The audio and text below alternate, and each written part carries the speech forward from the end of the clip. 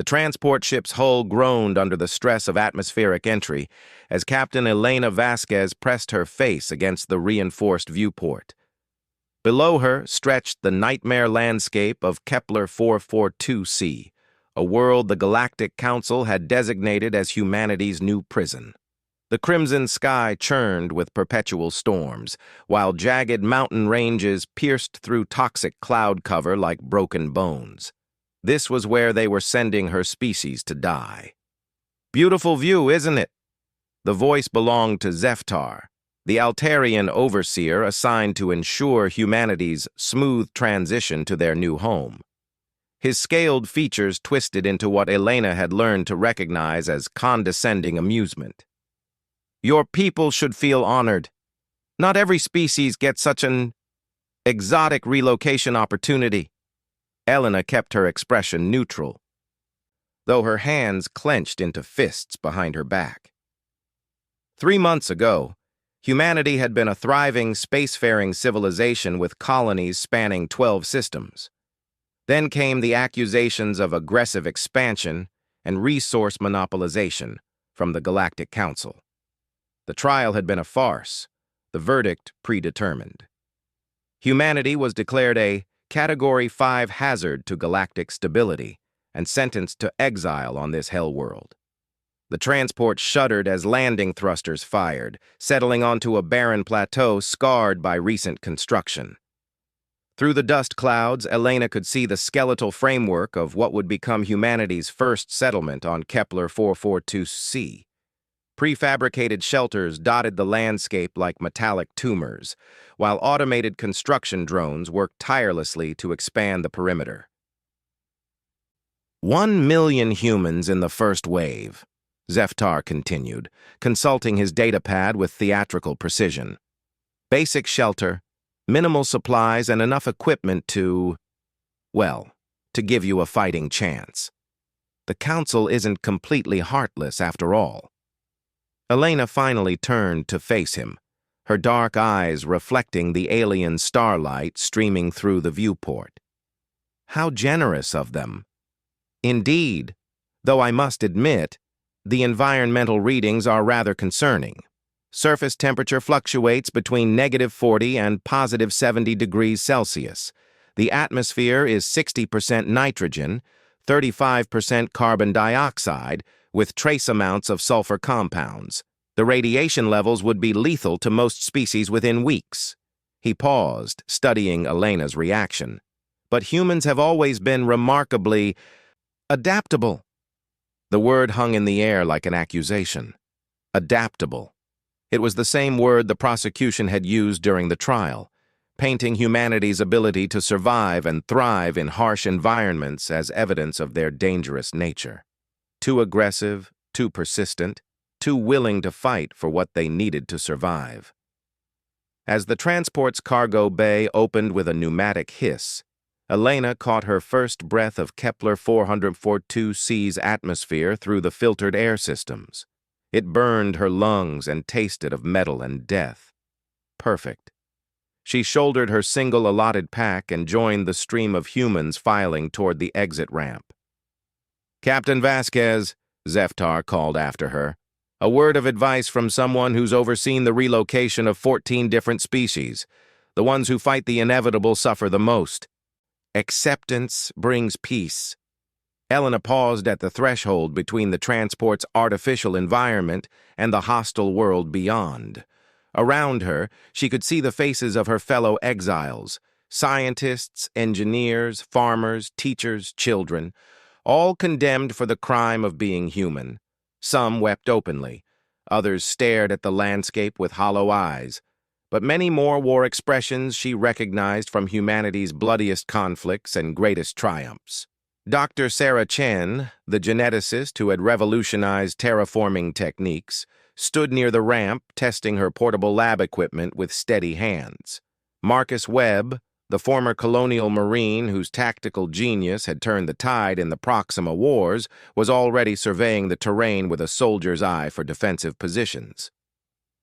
Little Amy Rodriguez clutched her mother's hand while pointing excitedly at the strange formations in the distance.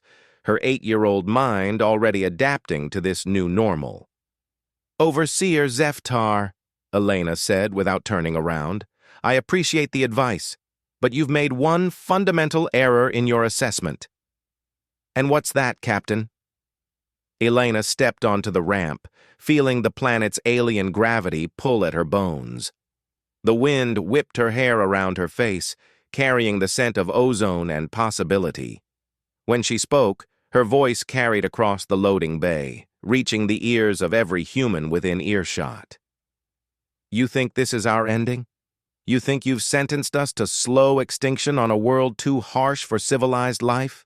She finally turned back, and Zeftar took an involuntary step backward at the fire he saw in her eyes. "But every world we've ever called home tried to kill us first. Earth with its ice ages and supervolcanoes, Mars with its dust storms and radiation, Europa with its crushing depths and perpetual winter." More humans had stopped to listen now, forming a growing crowd around the transport's entrance. Elena raised her voice, letting it carry across the plateau where other ships were landing, disgorging their human cargo onto the unforgiving surface. "You looked at this world and saw a death sentence. You saw impossible odds and certain doom. You saw the perfect prison for a species too dangerous to share the galaxy with." She gestured toward the hostile landscape stretching endlessly in all directions. "We look at it and see home." Dr. B. Chen smiled and activated her equipment, already beginning atmospheric analysis. Marcus Webb started organizing the confused crowds into orderly groups, his commanding voice cutting through the chaos. Parents lifted their children to their shoulders, pointing out landmarks and telling them stories about the adventures to come. Zeftar's scaled features had gone pale. "Captain, you don't understand the severity of your situation. The Council estimates less than 10% survival rates within the first year. This world is actively hostile to carbon-based life forms." Elena shouldered her pack and walked down the ramp, her boots striking the alien ground with a satisfying thud. Around her, 1,000,000 humans were taking their first steps into exile, and she could already see the spark of defiance that had carried their species from cave paintings to starships. 10%? She looked back one final time, and her smile was sharp as broken glass. "Overseer, you just gave us the best odds we've had in months. Earth started at 0%, and we turned it into a garden. Mars was uninhabitable, and we made it bloom. This place might kill 9 out of 10 of us, but that 10th survivor?" She gestured toward the growing settlement, where humans were already adapting, already planning, already building. "That 10th survivor is going to turn this hell world into something that will make your precious council soil themselves with fear." As Elena walked toward the settlement, she could hear the transport's engines powering up behind her. Soon, Zeftar and his kind would return to their comfortable worlds and their sterile council chambers, satisfied that humanity had been dealt with. They would file their reports and forget about the 1,000,000 exiles on Kepler 442c, confident that nature would complete the execution they had begun. They would be wrong. Elena pulled out her personal tablet and began recording her first official log entry as leader of humanity's newest colony. Around her, the work of survival had already begun. Engineers were testing soil composition, while doctors established triage centers. Children played games where 2 years had passed since the first transport ships had dumped humanity onto Kepler 442c's hostile surface. The Galactic Council's quarterly monitoring reports painted exactly the picture they had expected. Massive initial casualties, dwindling population numbers, and clear signs of civilizational collapse.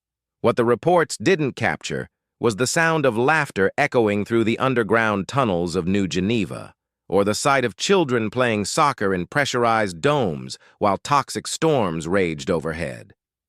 Dr. Sarah Chen wiped sweat from her forehead as she emerged from Laboratory Complex 7, her hands stained purple from working with the native crystals that had become humanity's secret weapon.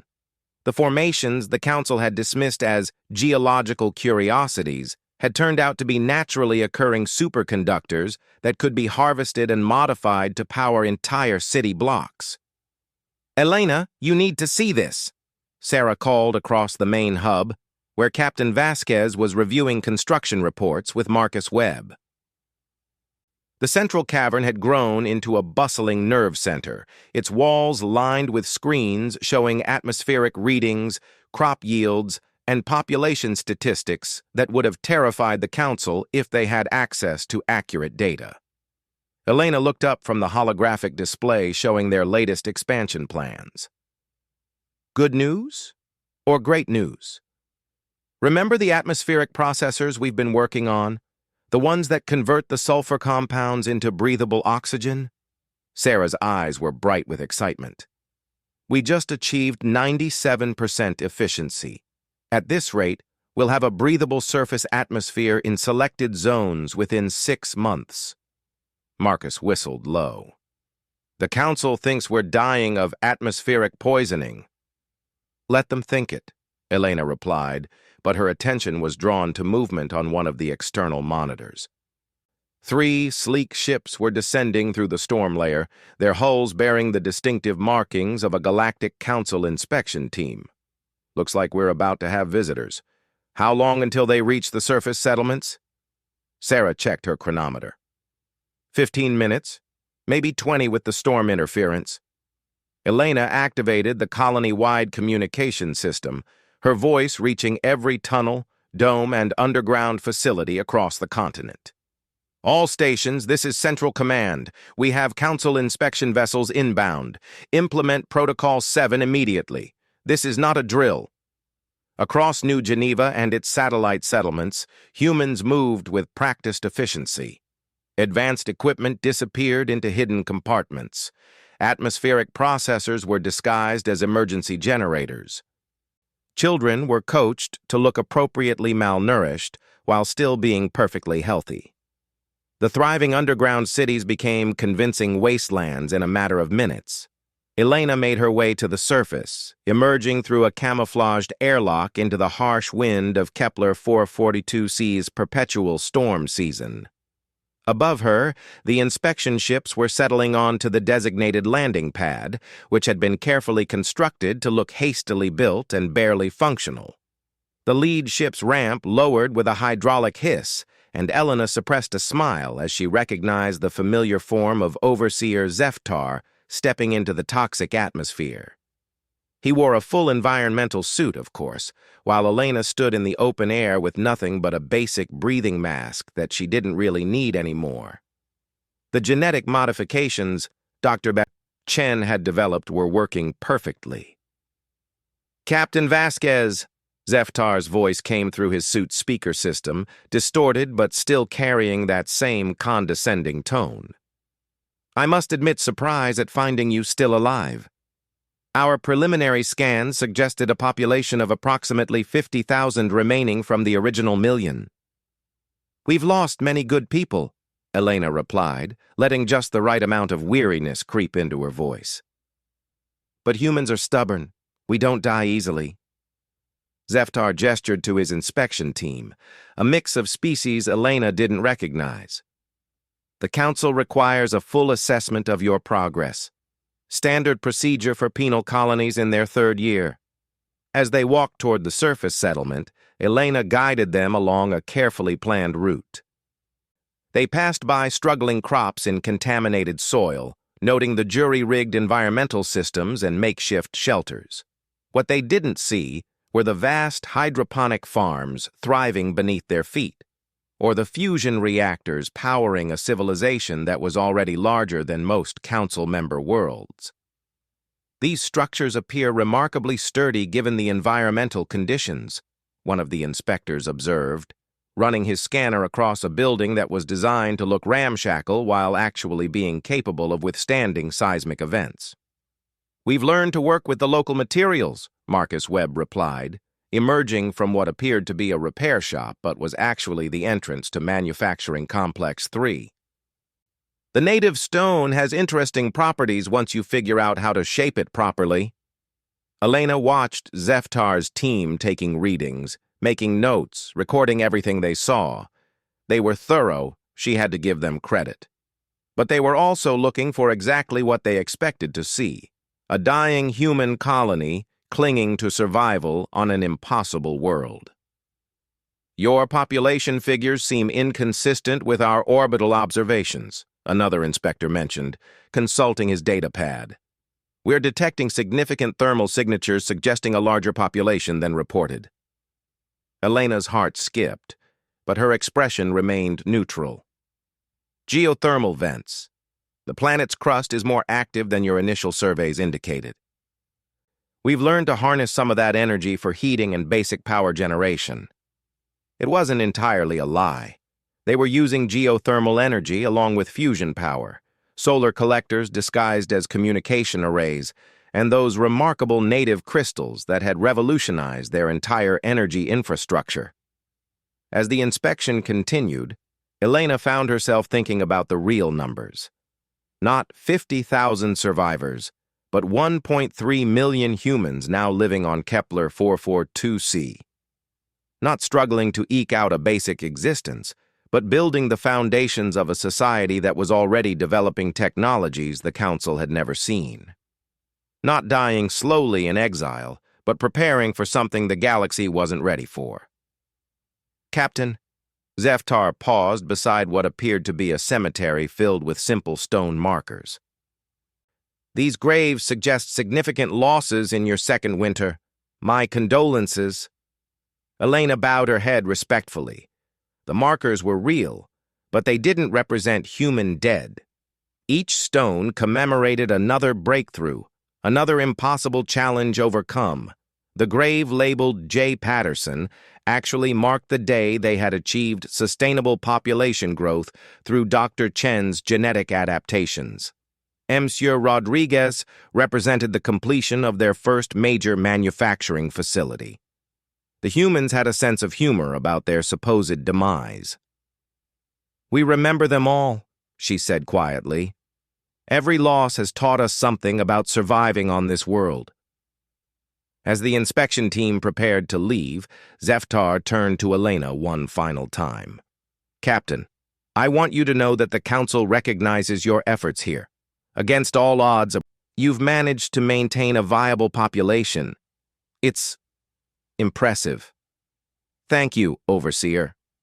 However, his tone shifted, becoming more official. "The Council has concerns about long-term sustainability. The resource allocation for continued support shipments is being reconsidered. Future supply drops may be reduced." Elena felt a cold satisfaction wash over her. "I understand. We'll make do with what we have." What they had was a fully self-sufficient industrial civilization capable of producing everything from advanced electronics to spacefaring vessels, hidden beneath the surface of a world the Council had written off as uninhabitable. The supply drops had been unnecessary for over a year, but they had provided useful intelligence about Council shipping routes and defensive capabilities. As the inspection ships lifted off into the crimson sky, Elena walked to a concealed communication relay and opened a channel to the real command center buried 3 kilometers beneath the surface. "Sarah, Marcus, get down here. It's time to begin Phase 2. Deep underground, in a chamber that could have housed the Galactic Council's entire fleet, holographic displays showed the positions of every Council world, every major shipping lane, every military installation within 50 light years. Teams of human engineers worked alongside quantum computers that had the first ship emerged from hyperspace just outside the Altarian home system like a ghost materializing from humanity's collective nightmares. The vessel bore no resemblance to the crude transports that had carried exiles to Kepler 442c 5 years earlier. Instead, its hull seemed to absorb light itself, crafted from crystalline composites that the Galactic Council's best scientists couldn't have imagined.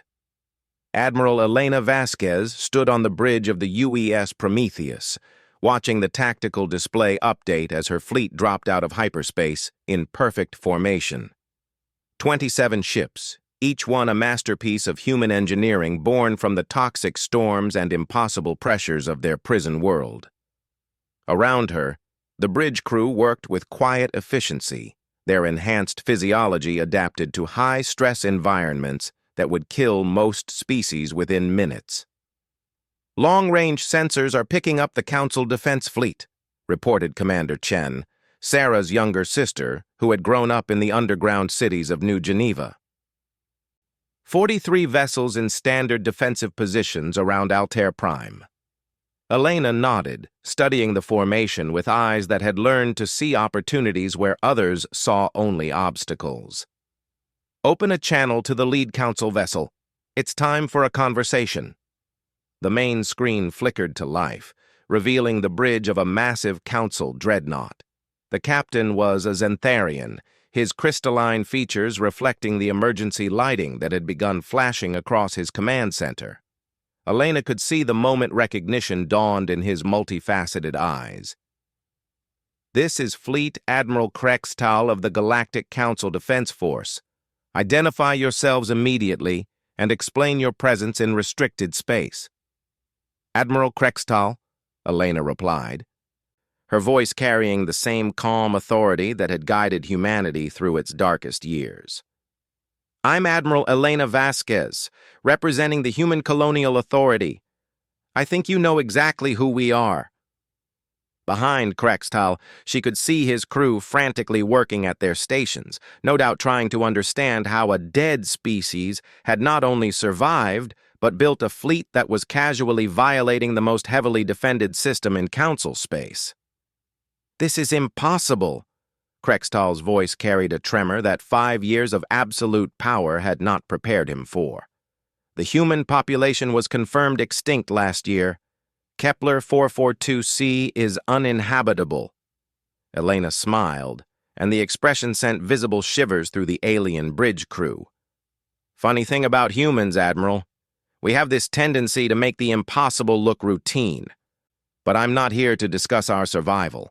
I'm here to discuss the future. You are in violation of galactic law by entering this system. Surrender your vessels immediately, and the Council may show mercy for your illegal activities." "Mercy?" Elena's laugh was sharp as breaking glass.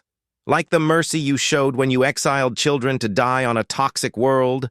Like the mercy you showed when you declared our entire species too dangerous to exist alongside your civilized races?"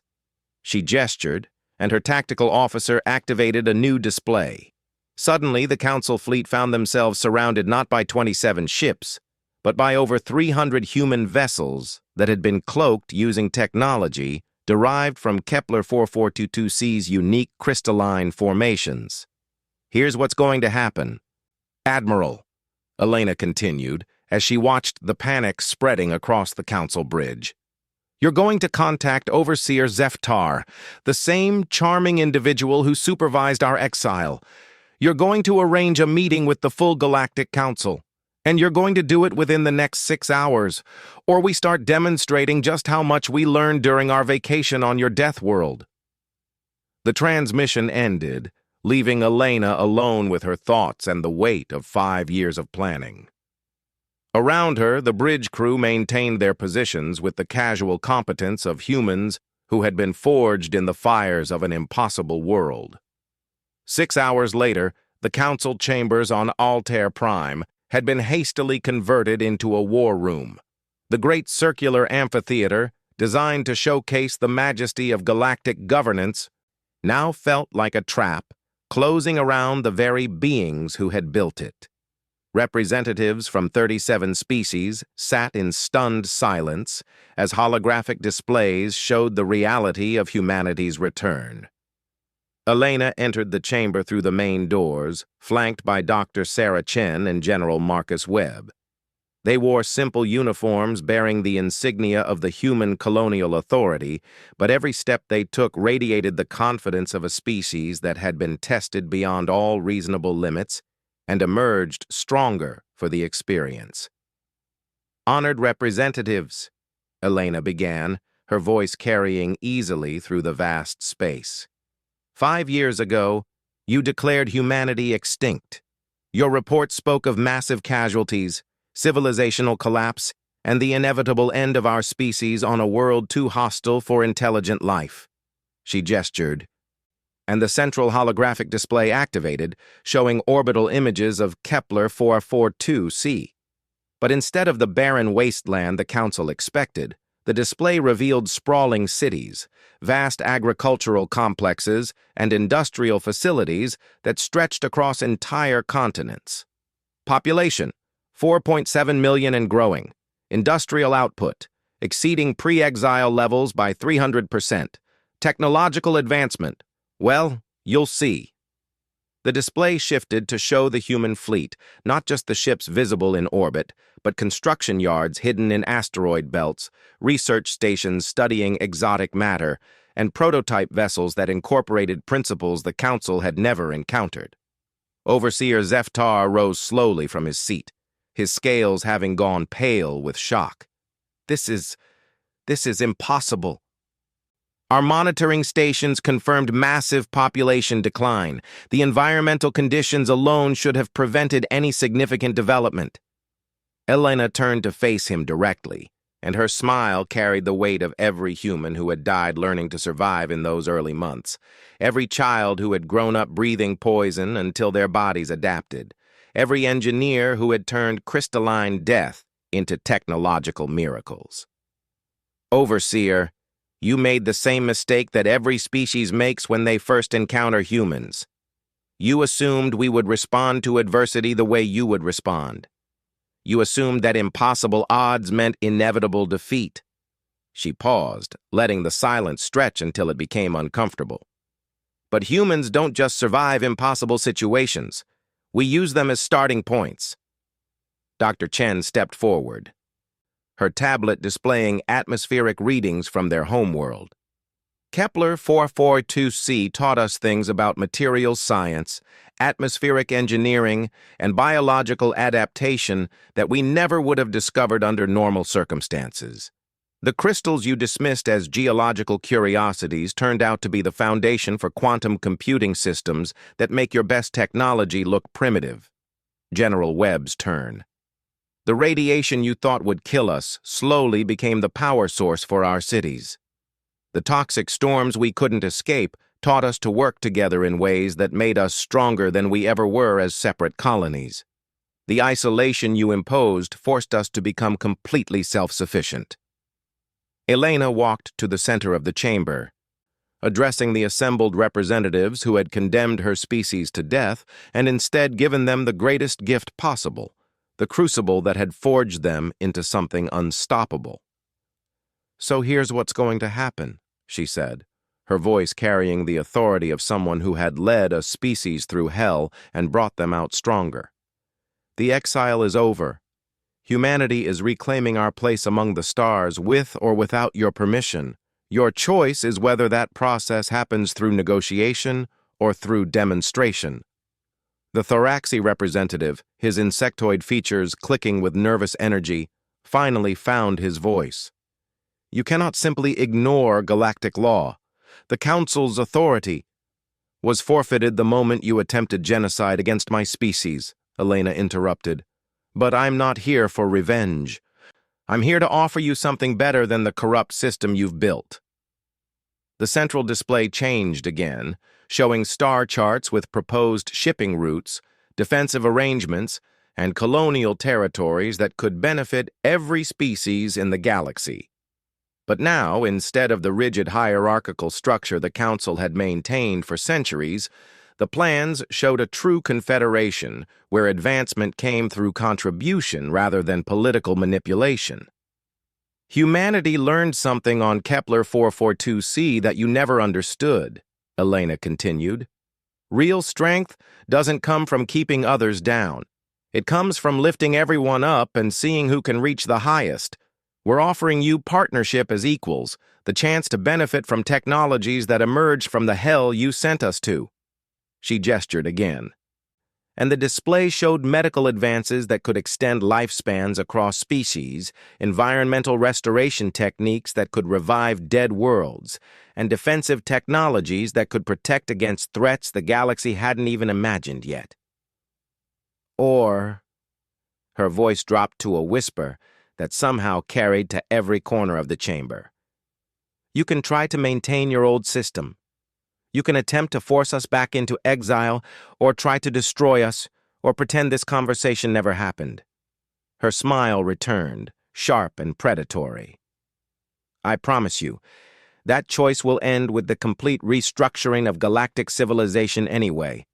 It will just be considerably less pleasant for everyone involved."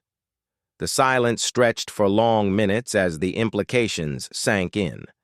Humanity hadn't just survived their death sentence.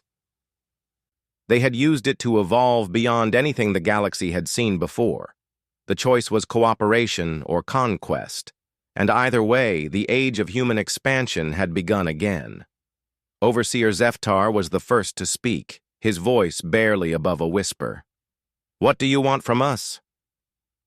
Elena's expression softened slightly, showing the leader who had guided her people through their darkest years and emerged with her humanity intact. Recognition of humanity as an equal member of galactic civilization, reparations for the attempted genocide in the form of territorial grants and resource rights, and a complete restructuring of the Council to prevent any species from ever again being subjected to the treatment we received. She paused, looking around the chamber at faces representing civilizations that had existed for millennia, all now forced to confront the reality that they had created their own greatest challenge. In return, humanity will share the technologies we developed on Kepler 442c. We'll provide military protection for Council worlds against external threats. And we'll work together to build a galaxy where cooperation and advancement benefit everyone, rather than just those with the political power to enforce their will. The voting took 3 days. When it was over, the Galactic Council had been dissolved and replaced with the Terran Federation, a true democracy where every species had representation based on contribution rather than historical power. Elena stood on the observation deck of the Prometheus, watching as the first joint construction projects began in orbit around Altair Prime. Human engineering worked alongside alien mathematics to create something neither could have achieved alone. Behind her, Sarah Chen was already working on plans for the next phase of expansion. Marcus Webb was training a new generation of officers drawn from every species in the galaxy, and somewhere among the stars, human colonies were taking root on worlds that had been dismissed as uninhabitable, turning desolation into opportunity with the confidence of a species that had learned the universe's greatest secret. Every ending was just a new beginning in disguise. The galaxy was about to discover what humans could accomplish when they weren't just surviving, but thriving, and this time they weren't facing it alone. Deben built from modified alien crystals, calculating jump routes and resource requirements for an undertaking that would reshape the galaxy. Elena stood before a massive display showing the orbital mechanics of nearby systems, each one cataloged and analyzed for strategic value. Behind her, representatives from every major settlement on Kepler 442c gathered for the meeting that would determine humanity's future among the stars. "Ladies and gentlemen," she began, her voice carrying to every corner of the chamber, "the Council thinks we're dying. They think we're broken, contained, and no longer a threat to their comfortable order." She turned to face the assembled crowd, and her smile was sharp as the alien wind outside. "Time to show them just how wrong they are." On the central display, shipping routes began highlighting in red as the quantum computers identified optimal targets for humanity's return to the galaxy. The Council had exiled them to die, but instead they had forged humanity into something harder, smarter, and infinitely more dangerous than before. The real war was about to begin. The alien rocks, while their parents planned irrigation systems for crops that didn't exist yet. This was how humanity had always worked. Thrown into impossible situations, they didn't just survive. They thrived. They turned deserts into cities, ocean floors into laboratories, and hostile alien worlds into stepping stones to the stars. The Galactic Council thought they had ended humanity's expansion across the galaxy. Instead, they had just given them a new starting point.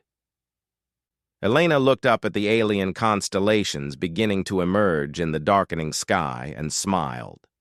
Somewhere among those stars, other species were going about their daily lives, secure in the knowledge that the human problem had been solved. They had no idea what was coming, but they would learn